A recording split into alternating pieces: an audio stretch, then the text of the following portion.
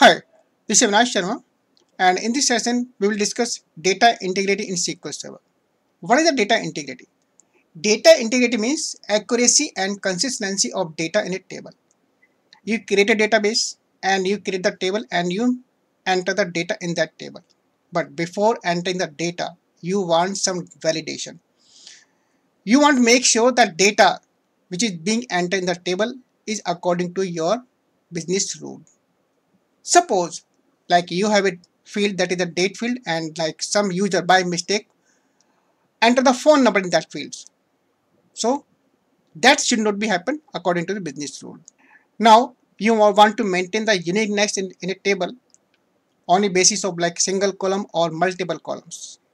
Or like somebody tried to delete the record from your database and that record is being referenced in other table. Then how to stop that? So you must have some business rule for that. So there are so many regions where you need some business rules and you can apply those business rules. The database provides some business rules in form of like a constants and triggers. Also, you can create your own business rule for validating the data. Now, the types of the data integrity or categories of the data integrity. The two types, system defined and user defined. System defined is also called the sometimes predefined. In the system defined, we have three categories. Entity integrity. In this category, we have the primary key, unique key, and null value. And in the referential integrity, we have the foreign key. We create the two tables and establish a relationship between these two tables using the primary key and foreign key for maintaining the data integrity on those tables. Third one is the domain integrity, and we use the check and default. In user defined, we can use the triggers. We can write our own logic on those trees for maintaining the data integrity. So we will check all these constants and triggers with example on the SQL Server. Now we check the entity integrity on the SQL Server, how to use those one. So we have three categories, subcategories in this one. The not null, unique key and primary key. We will check one by one. First of all, not null. Not null means if you do not want any column having the null value, then you can declare that column as a not null. And you have to add the constant not null on that column. Suppose we have a table that is the ID, INT and department varchar. So we have no constraint for this one. So that's this why this column is null. This column can accept the null value. If I create this table, say this one, table created, and I applied this insert command, insert into an ID value, the department skipped. So we are not inserting the department. If I try this command, then what happens? And check this command, then in ID we have one department null. So this is not a good for your data. So you have to stop being enter the null value in this department. So you have to declare this column department as not null. So first of all, I'm dropping this table again now. In this department, I declare not null. Create this table, execute. Now again try to insert ID, only ID, not department. I get the error, cannot insert the value null value in department because the department column is now not null. That is the constants. It means that this constant is validating the data and it is not accepting the null value. This is the business rule. Now we talk about the unique key. All the values in the column must be unique. Suppose you want to maintain the uniqueness in a column of a table, that in that case you can use the constant unique.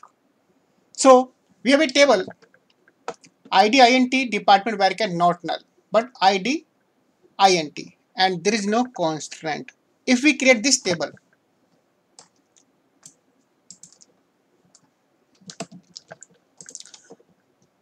and execute this statement, insert data, ID department 1, check data, then we have ID 1 department account. Again, I execute the same statement with the same value, then done. So you can see the ID is duplicate. The department is also duplicates. But for now, we want to maintain the uniqueness in the ID. We want a different or unique ID for each and every department. So this is not good for that our maintain the database uniquely. So we have to apply the constant unique for the ID column. How? First of all, I drop this table, then here say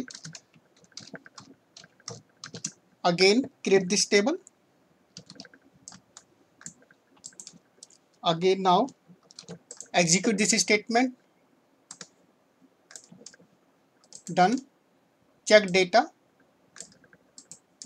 Okay, now I try to execute the same statement, I get the error, violation of the unique key, because we have the uniqueness on the ID column. So if I change the value, say 2, done, check data, the ID 1, 2 department is same, because for the department we have the constants that it should not be not null. This column always requires some value, but doesn't matter the same value. Now if I change say 23 IT and insert check data in ID column, so all values are unique. The sequence doesn't matter, but the uniqueness matters. So 1 to 23 and department account ID. So this way, using the unique constraints, we can maintain the unique value in any column. Now we talk about the primary key. The purpose of the primary key is same, to maintain the unique value in column. And the purpose of the unique key is the same. Then what is the difference between the two? We will check it with the practical. So we have a table. In this table we have the ID. Now this time this ID is a primary key to maintain the unique value, and mobile number. This is the unique, again to maintain the unique value. Then department is the same, not null. If I create this table, done. Now I will statement insert, then insert we have ID, mobile number, department, and then I execute this statement, done, check the data, then ID we have 1, mobile number, this one, then department ID. That's fine. But if I execute these statements again, then violation of the primary key constants. Which one? This one, ID, primary key, because that is already entered, and this ID cannot accept the duplicate value. So we change say 2. Now if I try this one again, I get the again error, violation of the unique key, mobile number, because that mobile number is already there, this one. If I check the data, so I change mobile number, I try this statement, done, check data, done. So ID, unique value 1, 2, mobile number 11222, then department IT. It's not null, but the same value we can accept. Okay, then what is the difference between this ID and mobile number? ID is the primary key, this is the mobile number is the unique key. Unique key can accept the null value, only one null value in that column. Suppose I skip the mobile number. Say I delete from the list, then and change the ID say 3. If I execute this statement, execute, this is done. statement ID 1, 2, 3 mobile number, then finally we have null. So unique key constraint can accept the one null value in that column. If I execute the same statement, this one, but before that one I change the, say make it 4 now. Execute again, cannot insert the value in the duplicate value. Which duplicate? Null value, because we are skipping the mobile number, and that is the null already entered. So this time again, this we are passing the null value to this table, and that constants will not accept the null value again, because the null value becomes a duplicate for that column. If I check, so it is already there. Now I change, say mobile number and 444, done, data now. So ID we have the 1, 2, 3, 4. In ID in primary key, this column cannot accept the null value. But this unique value, this can accept the one null value, only one. So this is the difference between the primary key and foreign key.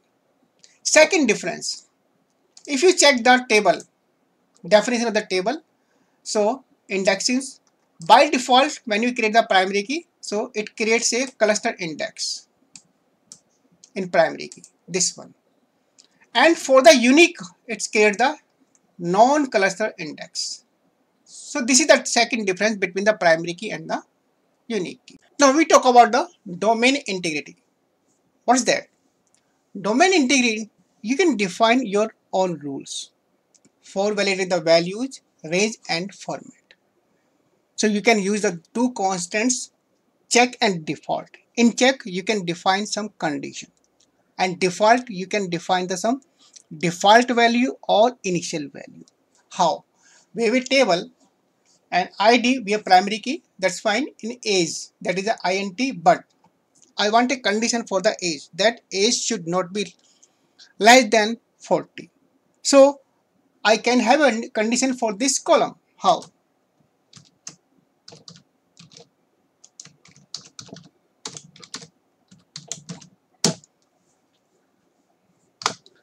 So this is the condition for this age, and constraint is the check. So second, department not null. So we have to have the value for the department always. But sometimes we do not have the value for that. And we want some default value because the column is the not null. So we can define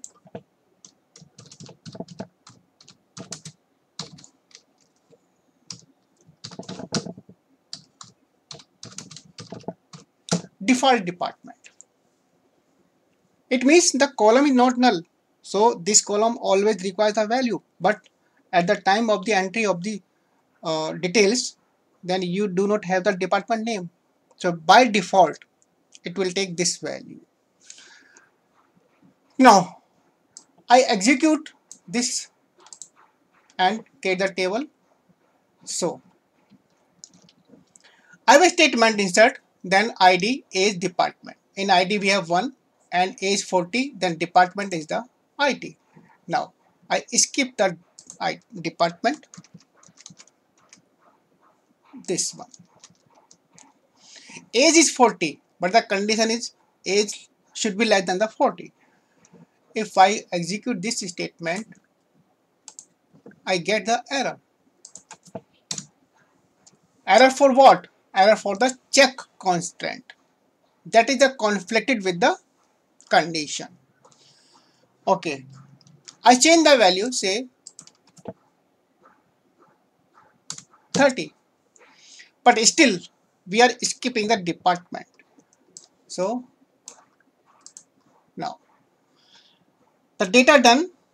Check the data.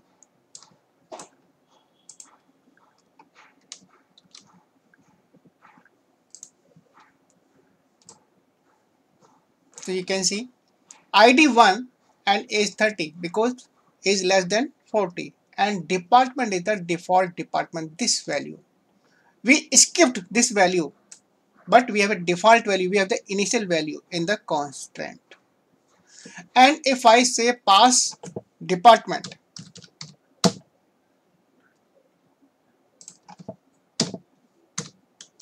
IT, and change the primary key, say make it 2,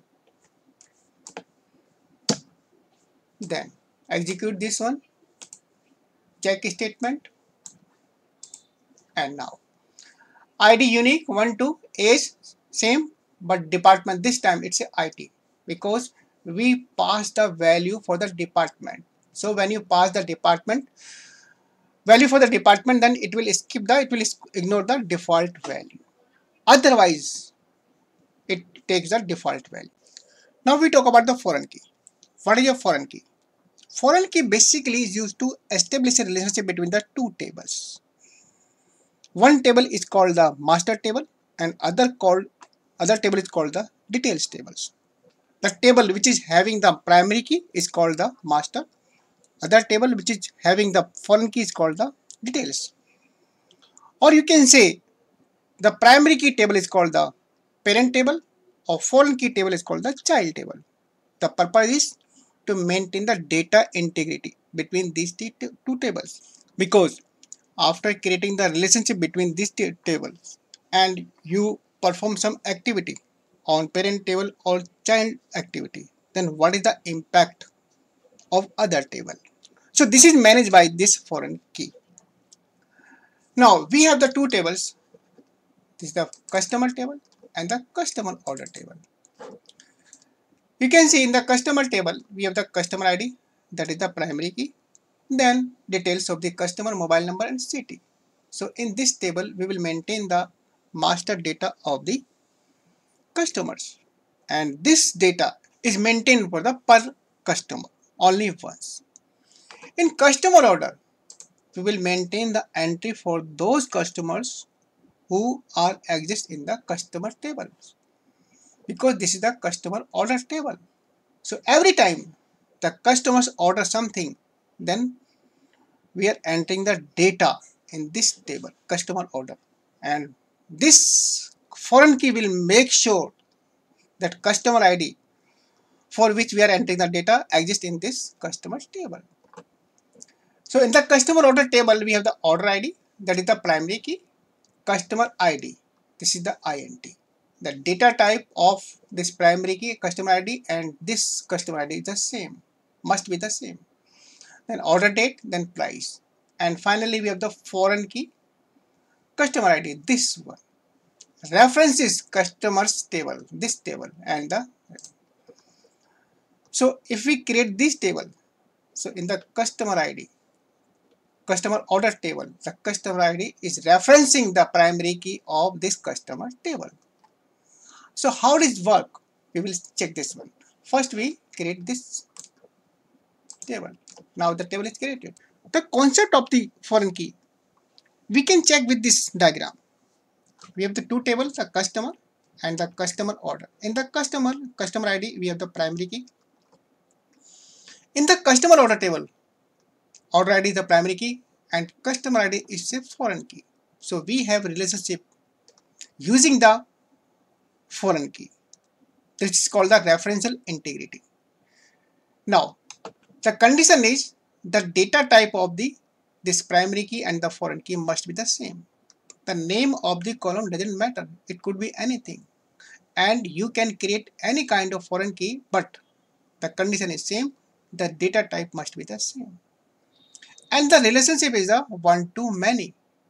It means in parent table, for the entry of this customer ID, at least one entry must be in the customer master table. See, customer 1, ID is 1.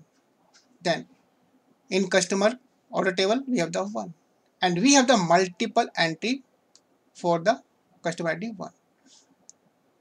So in the customer table primary key, we will have only the unique value. But in the customer order, customer ID is a foreign key, so we can have the multiple values, the foreign key. Now, how does it work?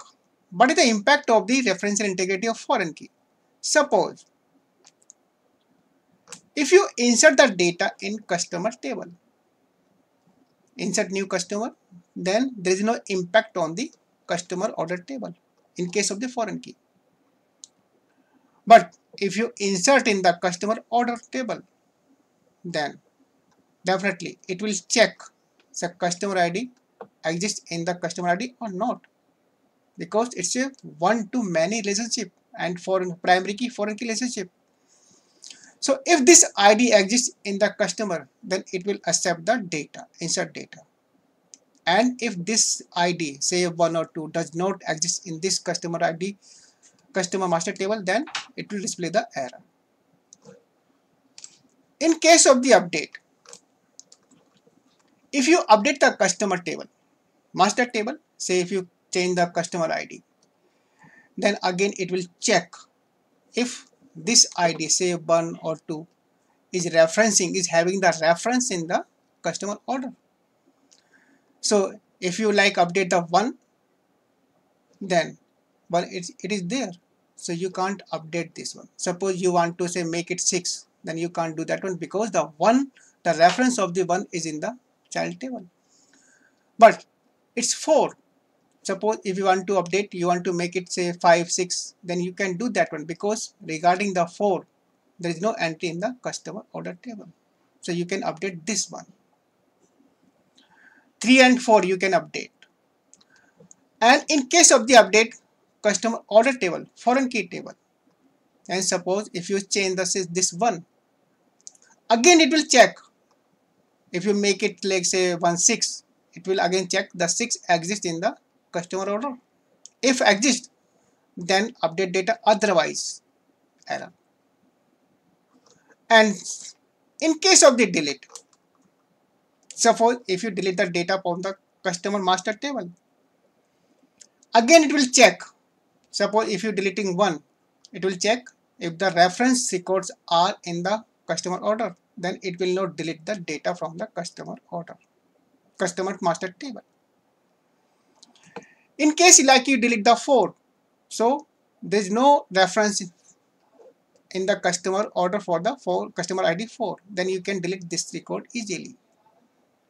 And if you delete the records from the customer order, then there is no checking in the customer master table. You can delete any record easily from the customer order table.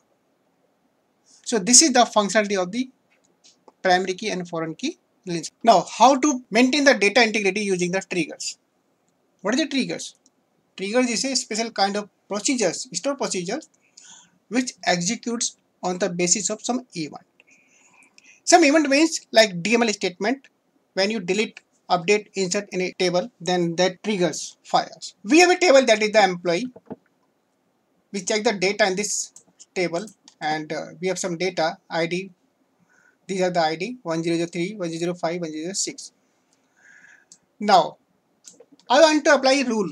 I want to make a business rule. If somebody delete the data from this table and the ID of that employee is greater than say 1005, then that data should not be deleted, and the user should get the message you are not authorized to delete this ID. So this is a business rule for me. I want to apply. So I am creating a trigger.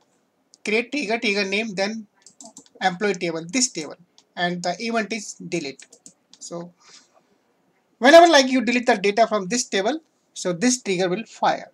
So I create this trigger. Okay, I check the data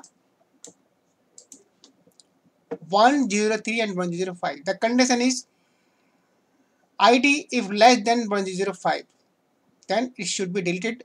Greater than 105, then it should not be deleted. So I try the say 1006. Then I get the message you are not authorized to delete this ID, and transaction rollback. I check data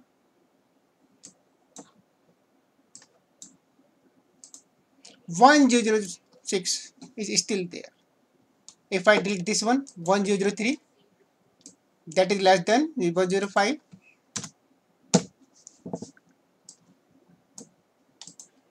then data deleted. Again I check data, so you can see the data gone. So this way you can use the trigger for creating your own custom business rule. So guys, this was all about the data integrity in SQL Server. I hope you understood everything. Thanks for watching the video.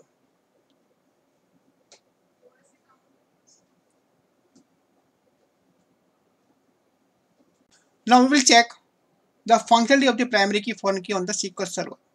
So right now we have two tables, customer, custom order. If we check these tables, so there is no data in any table. Parent table and child table. So first of all, as we have seen in the diagram, if I try to insert the data into child table, say customer order, this is the data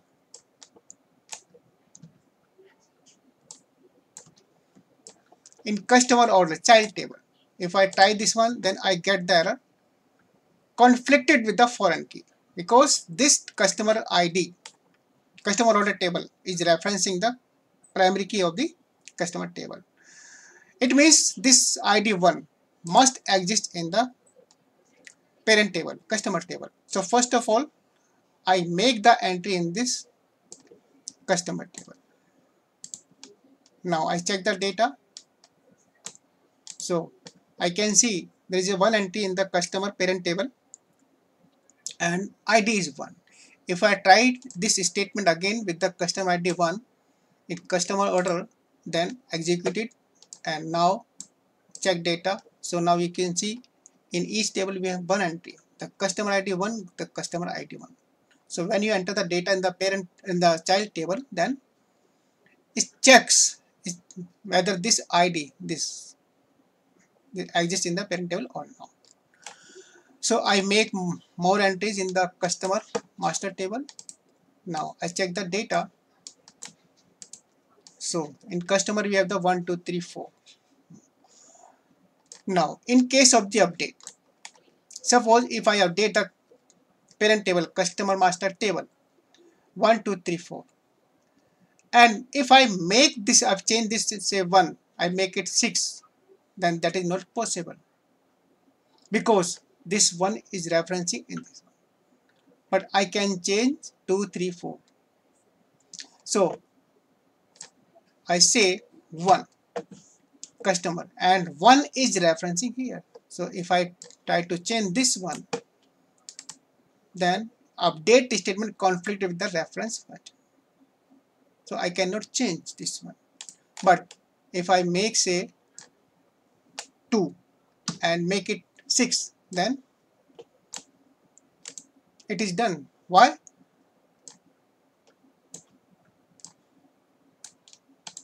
Because 6 it was 2 and there is no entry for the 6 in this child table. So you can update this ID which is not referencing in the child table. And if you update in the say order table, child table, so we have one entry. If I update say I make it say 1, then fine. If I make it 3, then it's also fine. If I make it 4, then it's also fine. If I make it 6, then also fine. If I make it 7, say 1 and then 7, so it's not valid because this 7 does not exist in this parent table. If I try to update this one, then I get the error, foreign key. And case of the delete, you have data. If you try to delete the data from the parent table, say this one, and if you delete this one, then you can't delete this one because this has a reference in the parent, the child table. So say 1 customer, we can't delete because of the reference key. And if I delete other one, say 345, 346, say 3, then we can do that one because there is no reference for 3. Yes. And if I delete from the customer order, then it's very simple and you can delete any data because it has no impact on the parent tables. So this way your primary key and the foreign key functionality works on the your SQL server, and it maintains the data integrity because you can't insert the data in the child table if there is no related data or related key on the master table.